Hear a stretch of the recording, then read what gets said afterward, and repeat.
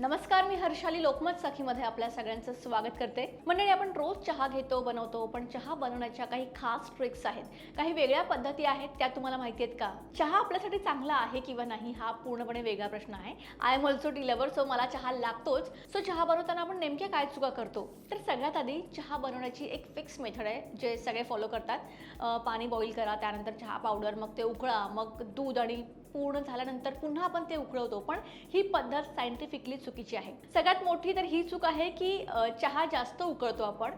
सहसा पाणी, दूध आणि चहापत्ती एकत्र करून जेव्हा आपण खूप वेळा उकळतो, हे सायंटिफिक स्टडीजनुसार खूप चुकीचं आहे. यामुळे टॅन्सिन्स जास्त प्रमाणात बाहेर पडतात. टॅन्सिन्स म्हणजे वनस्पतीमध्ये नैसर्गिकरित्या आढळणारा एक घटक आहे आणि हा घटक चहाला किंचित कडवटपणा आणि तुरट चव देतो. सो जेव्हा आपण चहा फक्त 2-3 मिनिटं उकळवतो तेव्हा योग्य प्रमाणात तो फ्लेवर, कॅफीन आणि थोडे टॅन्सिन्स पाण्यात मिसळतात. पण हा चहा जर जास्त वेळ आपण उकळला तर त्या पानांमधला टॅन्सिन्स मोठ्या प्रमाणात बाहेर पडतात आणि त्यामुळे चहा अधिक डार्क, कडवट आणि जड लागतो आणि यामुळेच काहींना ॲसिडिटी देखील होऊ शकते. त्यामुळे त्याचा सुगंध असेल किंवा चव टिकवून ठेवण्याची जी काही प्रोसेस असते त्यामुळे ही कमी होते. सो चहा जास्त वेळ उकळवू नका. नेक्स्ट म्हणजे उकळत्या पाण्यात लगेच चहापत्ती टाकू नका. कारण काय, तर जेव्हा पाणी पूर्णपणे उकळतं तेव्हा त्याचं टेम्परेचर साधारण 100 डिग्री सेल्सिअस असतं आणि या खूप जास्त टेम्परेचरमुळे चहामधल्या घटकांवर याचा परिणाम होतो. चहामध्ये इसेन्शियल ऑइल आणि अरोमा देणारे असे घटक असतात.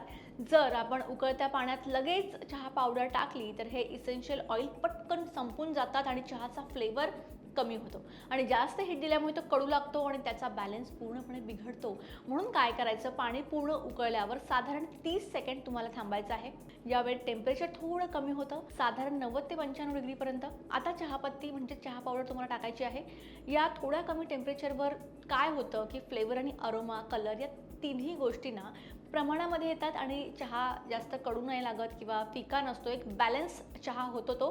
सो नेक्स्ट टाइम चहा करताना ही छोटी का असेना पण ते फॉलो करा. 30 सेकंड थांबा आणि तुमच्या चहाचा टेस्ट कम्प्लिटली बदललेला दिसेल. सो या चुका करू नका आणि चहा बनवण्याची एक वेगळी पद्धत आहे ती मी तुम्हाला आज सांगणार आहे. तुम्हाला सांगण्याआधी मी स्वतः ती करून पाहिली आहे. It works.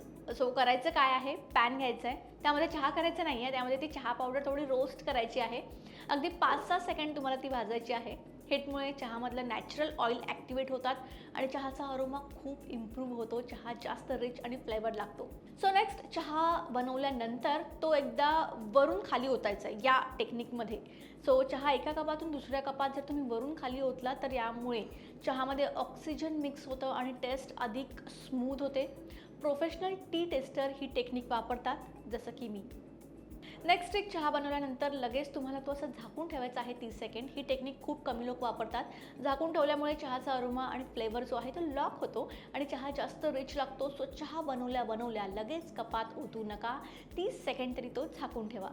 सो बेसिकली सोप्या भाषेमध्ये सांगायचं झालं तर पॅन गरम करा, चहा पावडर 5 सेकंड हलकी रोस्ट करा, पाणी ॲड करा, त्याला उकळी आल्यानंतर अर्धा मिनिटं गॅस बंद करा, मग चहा पावडर ॲड करा. दूध हवं असेल तर तेही ॲड करा. अर्धा मिनिटं चहा झाकून ठेवा आणि मग एका कपातून दुसऱ्या कपात वरून खाली होता.